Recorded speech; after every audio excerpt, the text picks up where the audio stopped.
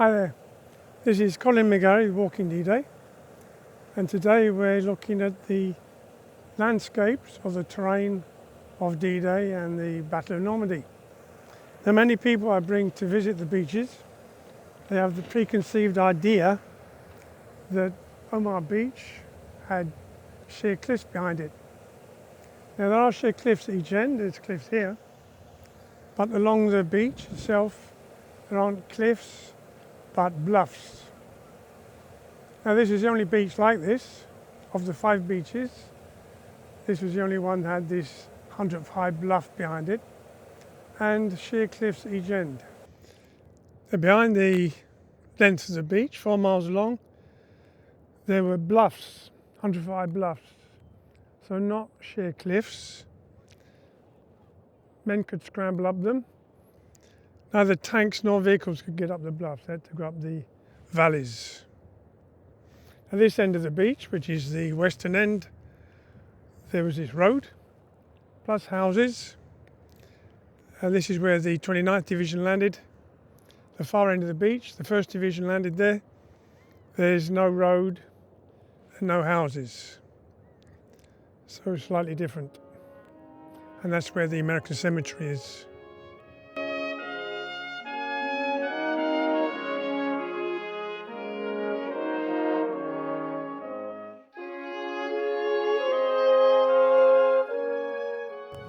Of course, Omaha Beach was the worst of the 5 beaches, but the other 4 beaches were completely different to this. This is the only beach that had bluffs behind it and cliffs at each end. Now the other beaches were similar to a certain extent. They were flat beaches with shallow dunes behind them, but other than that they were different to each other. At Sword Beach and Juno Beach, they had towns right up to the beaches. So the men, once they got off the beach, they went directly into towns where there could be Germans in any window.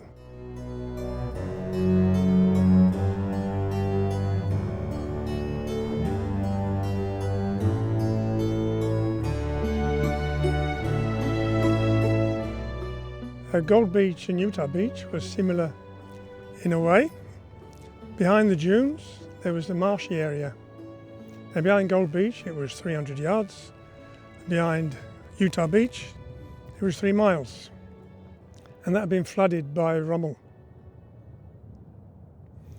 And then of course there was the Airborne on each flank. They were both landing in areas flooded by Rummel. Just behind Utah Beach, the area was flooded by allowing the high tide in. That's where the 101st were landing just inland of that. And the 82nd were landing further inland around the river Mulberries, which had been flooded for about 15 miles up the river. They're British Canadians, they were landing to the east of the River Orne, and the Dive was their eastern boundary, and that had been flooded. At each end of Omaha Beach there were cliffs, and so in fact there was a 11-mile gap between Omaha Beach and Gold Beach. No landings there. Port Bessay in the middle, or between them, was taken by British commandos who landed on Gold Beach. In the distance you can see where the cliffs end, and that's Gold Beach. From here it's 13 miles away. Now the Airborne had landed on each flank before the beach landings, British and Canadians in the east and Americans in the west. An important feature of the terrain were rivers and canals. They had to be crossed by bridges. Some bridges needed to be destroyed and some to be captured. Now the first action on D-Day was capturing the bridge of Merville over the Orne Canal. Now this attack at midnight 20 was led by Major Howard, who went in with 3 gliders carrying 30 men each. The first glider landed 47 yards from the bridge, just using compass and a stopwatch for navigation. The bridge was captured in 10 minutes, with 1 man being killed in the action. That bridge became known as Pegasus Bridge, due to the arm patch of the Airborne. The other bridge over the River Orne was captured by just 2 gliders, as one got lost and landed near the River Dive. Now the River Dive was the eastern boundary of the Airborne and had been flooded by the Germans. The mission for the British and Canadian Airborne was to take the bridges over the river and the canal and destroy the 5 bridges over the River Dive and then hold the high land between them. And Captain Jukes led the attack on the bridge at Burgett.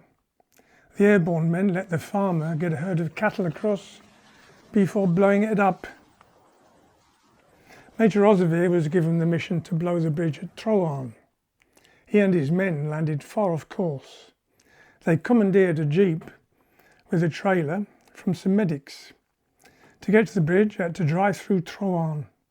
The Germans had been woken and were coming out of the houses firing at the paratroopers. Turned into the main street, Troarn. The jeep was laden up with 1.5 tons of equipment plus the men. It was doing a top speed of 35 miles an hour. But then they came to this brow here, and then the road started to descend. The speed of the jeep increased. So as the road started going down, the jeep picked up speed. The trailer was swinging widely behind it, and Sapper Peachy got thrown off, was taken prisoner by the Germans. But they carried on down here.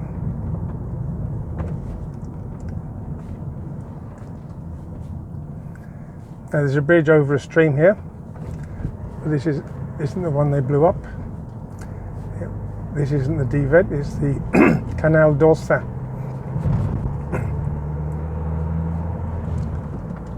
So the bridge was round the bend over the River Dive.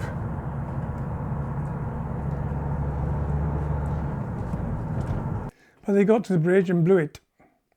Rosevier then pushed the jeep into the river and they set off on foot for the next mission. Now 1:30, the 101st were going in. Their mission was to capture the land inland of the floods just behind Utah Beach and capture bridges and a tidal lock over the River Douve. Due to only the lead plane of the V's of 9 planes having the Rebecca receiver, the landings were highly dispersed. Men were landing in the floods behind Utah and the floods in the 82nd zone. Some were dropped in the channel. Enough men landed in the right place to carry out most of their missions of holding the land inland of Utah. The tidal lock of the Barquette was taken by Colonel Johnson, but they couldn't advance further. Captain Shettle was to capture 2 bridges lower down over the River Douve. They didn't manage to capture them, so they were destroyed by bombers on the 7th.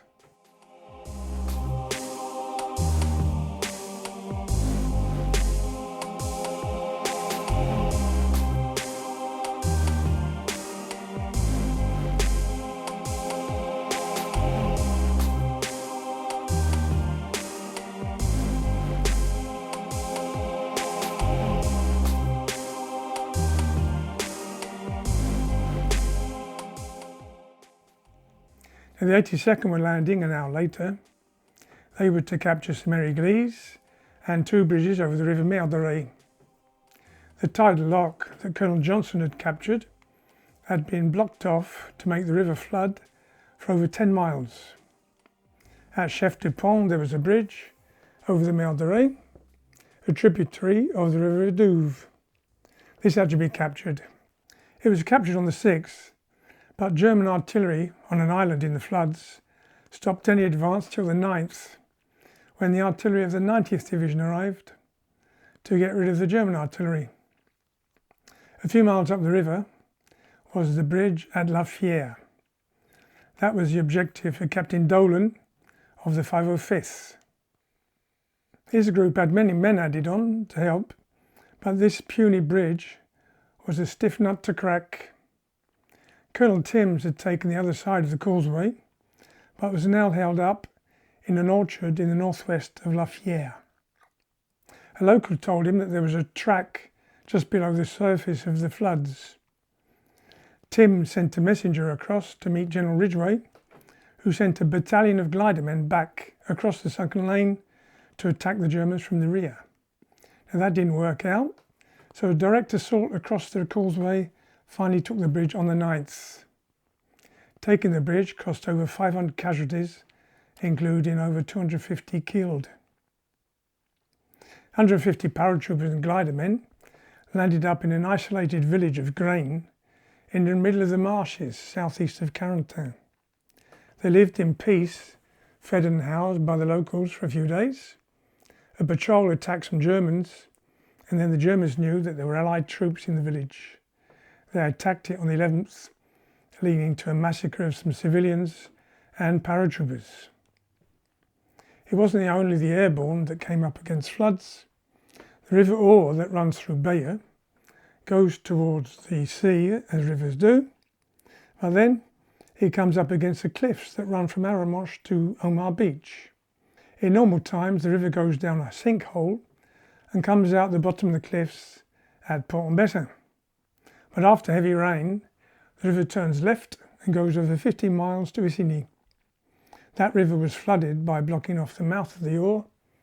The Allied troops were supposed to be up to the N13 by the evening of the 6th. For the troops on Omaha Beach, it took 2 days. On the 8th, they were at Longueville and La Combe, where the German cemetery is now. South of that was a few miles wide barrier of the flooded River Our. On the 9th, Lieutenant Kermit Miller crossed the floods with 29 men.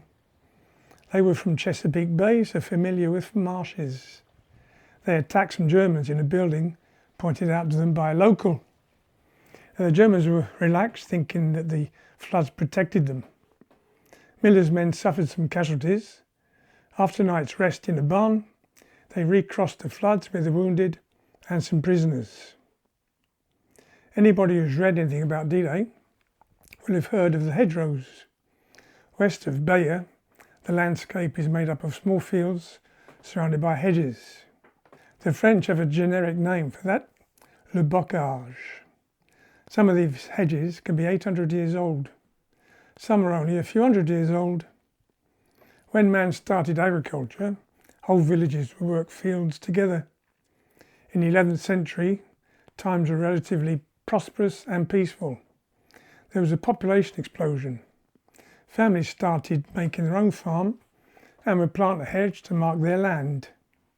Later, hedges were needed to keep herds of cattle off the crops. When roads were just dirt tracks, the road would wear down, while the leaves on the trees would build up the banks from the humus.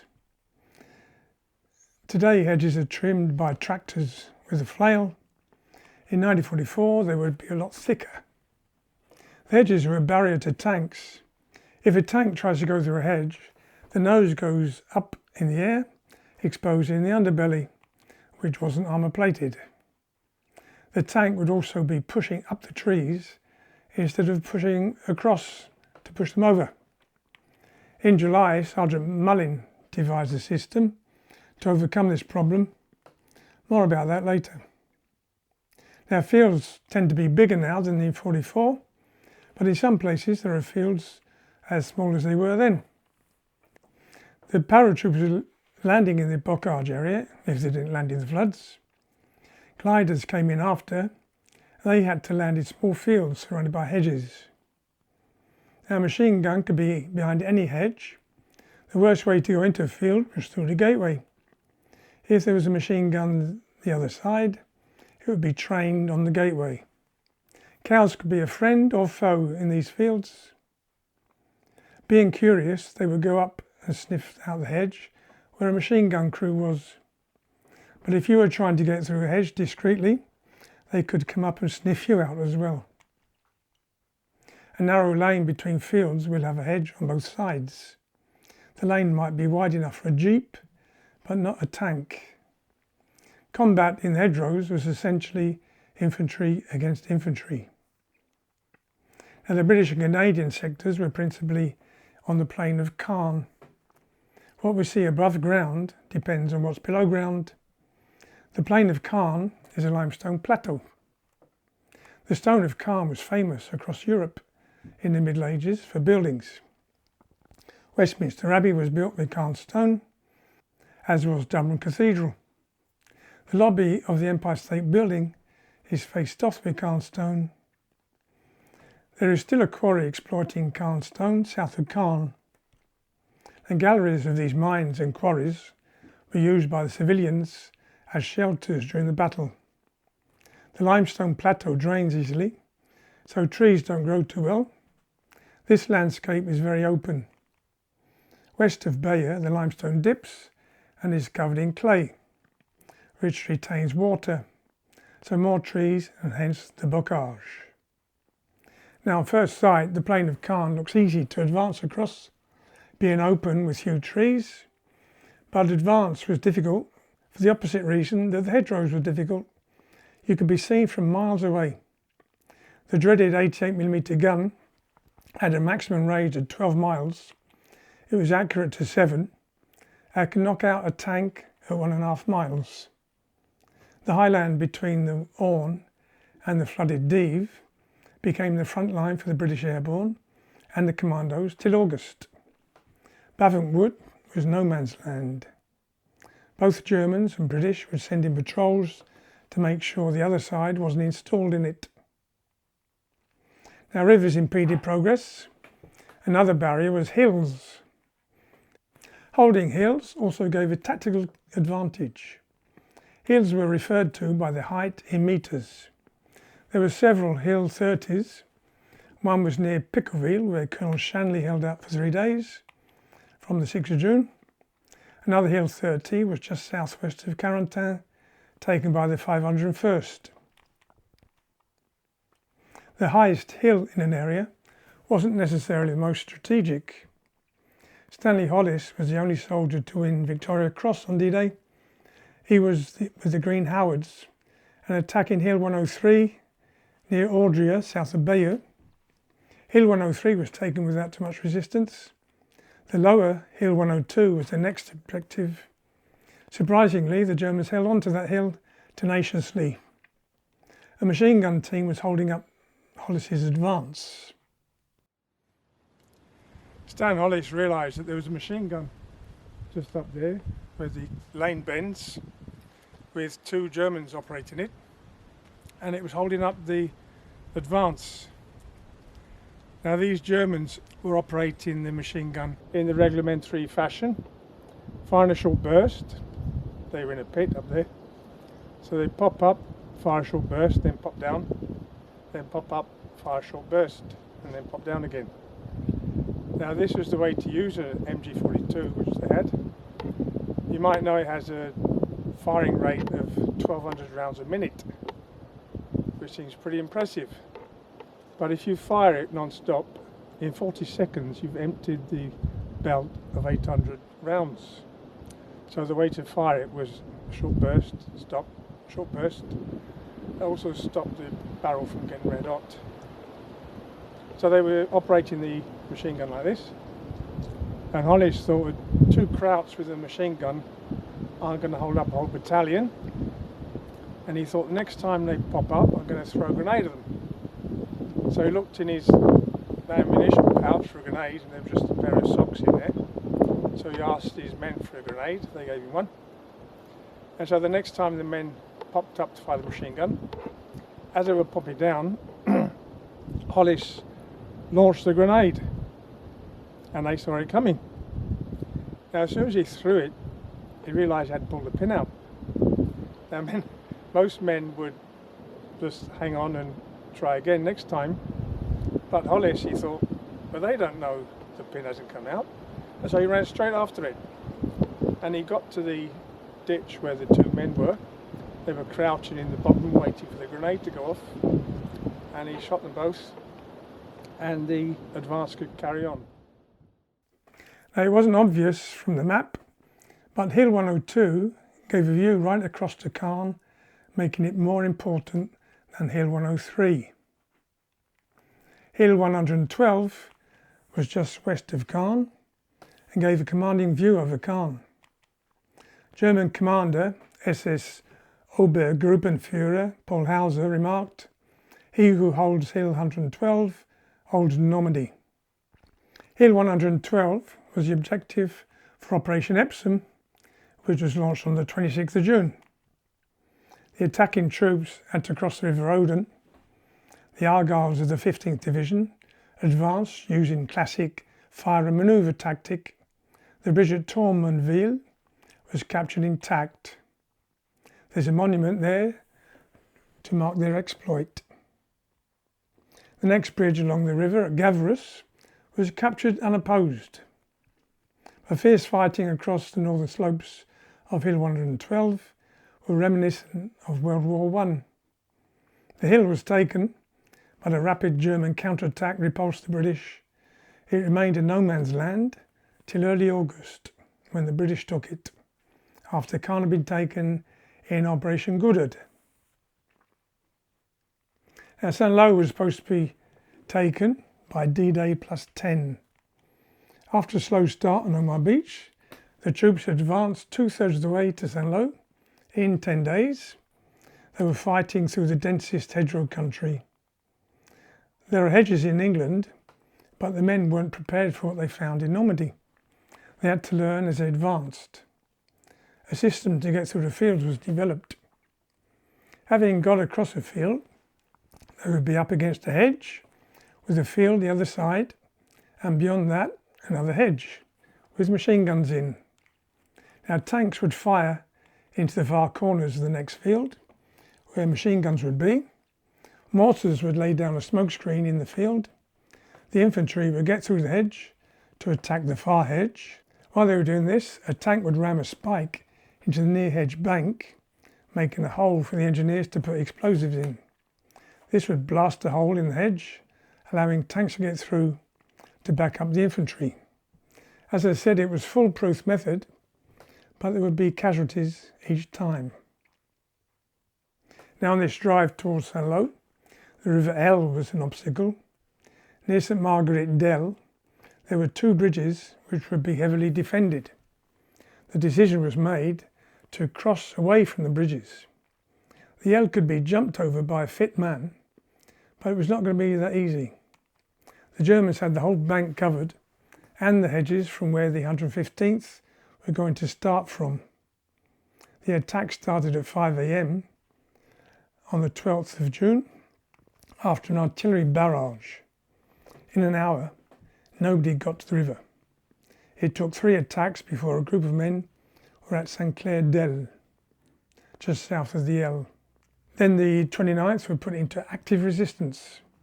That means not to really try to advance, but send out patrols to harry the Germans and keep them guessing on the Americans' plans.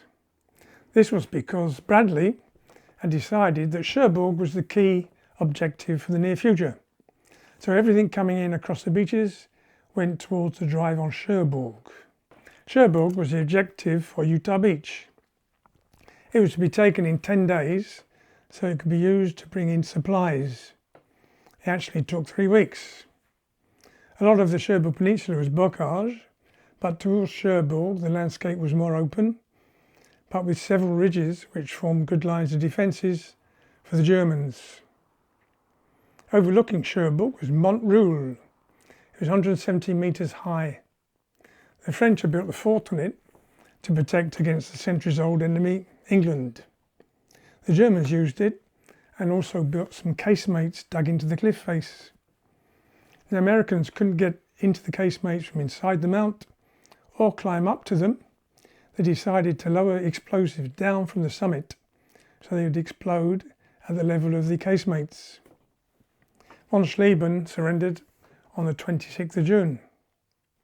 Some hills, higher or more remarkable than others, were called mounts and a name, or Mont in French. There was Mont Castre, Mont Deauville, Mont Etinclin and Mont Gardon, were a line of hills across the base of the Cherbourg Peninsula. Early in the war, General Malman had the idea of using these hills as a defence line. Nothing was done until the invasion. The Germans started installing defences on this Malman line. And nothing was known about the Malman line to the interrogation of a captured German officer. He wasn't going to give any information away about anything, but they found a photo of him and a prostitute and his belongings. They threatened to send it to his wife. He told them all he knew, but knowing about the Malmön line didn't make it any less formidable. The 79th Division, the 82nd Airborne and the 90th Division had the task of taking it. Montcastre was the toughest part of this defence line. The 90th slogged from the 4th of July till the 12th to take it. Now with Cherbourg secured, the drive on Saint-Lô through the hedgerows resumed. Sergeant Cullen had come up with a useful tool to get through the hedgerows. He had cut up some check hedgehogs from the beeches and welded the steel spikes onto the front of a Sherman tank. The tank could now ram through the hedgerow. If it was a steep bank, the engineers would break into the side of the bank and then the tank would come up and ram through the rest. Now Bradley wanted to keep this secret. It was first used in battle on the 14th of July in the last push on Saint-Lô. Now Saint-Lô was surrounded by hills, so after the hell of the hedgerows, the hills had to be captured before Saint-Lô could be taken. The main hills around Saint-Lô were Hill 122 and Hill 192. Hill 192 is 20 miles from Omaha Beach, and from the top the Germans could see right to the coast. Utah Beach can be seen on a clear day. That epitomises the advantage the Germans had over the Allies. The 2nd Division took the Hill 192 on the 11th of July. A pre-assault artillery barrage was laid down, but the Germans knew what that meant and they moved forward. Nevertheless, the 2nd Division took it by the evening. The 29th were attacking on their right into Saint-André-les-Pins. From Hill 192, it takes 5 minutes to drive into Saint-Lô, but it took them another week to get into the town. Now with Saint-Lô being secured, Bradley could launch Operation Cobra. The idea was to drop 5,000 tons of bombs on the Germans to break through their resistance. Even though bombs were dropped on American troops, the operation worked and Patton was at Avranches 6 days later. It had taken 6 weeks to cross the 20 miles to Saint-Lô from Omaha Beach. Now the 35 miles to Avranches were covered in 6 days. Hastily planned to coincide with Operation Cobra, Operation Bluecoat had the objective of getting to the Villers road and taking Montpinçon. Montpinçon was 15 miles away, but took 6 days to get to. Now the start line was Caumont-Levante, next to the American lines. St. Martin de Bezace was taken on the 31st by 11th Armoured Division. On the same day, a reconnaissance unit of the 2nd Household Cavalry was advancing 4 miles past the front line when they found a bridge undefended. Now this gift was a result of German snafu. The bridge over the Souleuve was at the frontier between the German 3rd Parachute Division and the 326th Infantry Division. Each commander thought the other commander had responsibility for the bridge. It's now called the Bull Bridge. Now with the Americans flowing into Brittany through Avranches, Hitler gave a catastrophic order to von Kluge. He ordered von Kluge to retake Avranches. This would cut off the supplies to the American troops now speeding into Brittany and eastwards. Now von Kluge knew he couldn't do it effectively, but had to obey orders. On the 7th of August, Operation Lutisch was launched with 3 panzer divisions racing towards Avranches. The 1st Division had taken Mortain and had just handed it over to the 30th Division. They now found themselves right in the path of the German attack, and the 2nd Battalion, 120th, became stranded on Hill 314. Being on the hill saved them from being overrun by the Germans. Observers could direct artillery fire onto the Germans, but they were there till the 12th and running out of some food and supplies. They were resupplied by airdrops and even artillery cases. Holding a hill usually gives a tactical advantage, but if it's the wrong hill, that can lead to disaster. During Operation Totalise, Colonel Worthington of the British Columbia Regiment was given the mission to take Hill 195 near Pottigny on the way to Falaise. Now they set off on the night of the 9th of August, heading down the straight Caen to Falaise road. Firing was coming from Bretteville-le-Rabat, so they left the road to skirt round Bretteville. The route of the disaster was another straight road that was a Roman road called the Lane of the Duke. That's referring to Duke William, who became the conqueror. He used it in his flight from assassins near Cherbourg. Now the Worthington Force crossed over this road, going eastwards without realising, and then veering to their right, discovered it again and took it for the Caen to Falaise road. They followed it and came to a hill. And this must be Hill 105. They occupied the hill, satisfied that they'd achieved their objective. They were actually on Hill 140, 4 miles to the east of Hill 105.